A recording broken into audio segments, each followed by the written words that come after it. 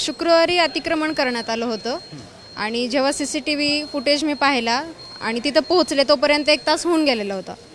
पण कळलंच नाही नेमकं कशामुळे ते अतिक्रमण करण्यात आलं होतं किंवा तो बोर्ड पाडण्यात आला होता. आणि जेव्हा हे सगळं पाहिलं तेव्हा हा प्रश्न आला की हे नेमकं कशामुळे चाललं आहे. कारण आजूबाजूच्या कुठल्याच शॉपवरती किंवा जिथं अनधिकृत खरंच बांधकाम आहेत किंवा खरंच स्टॉल आहेत त्यांच्यावरती कुठलीच कारवाई झालेली नव्हती.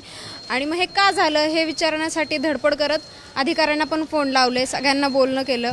पण त्यांचं असं म्हणणं होतं की हे जे सगळं झालं आहे ते चुकून झालं आहे. शुक्रवारी अतिक्रमण करण्यात आलं होतं आणि जेव्हा CCTV फुटेज मी पाहिला आणि तिथं पोहोचले तोपर्यंत 1 तास होऊन गेलेला होता.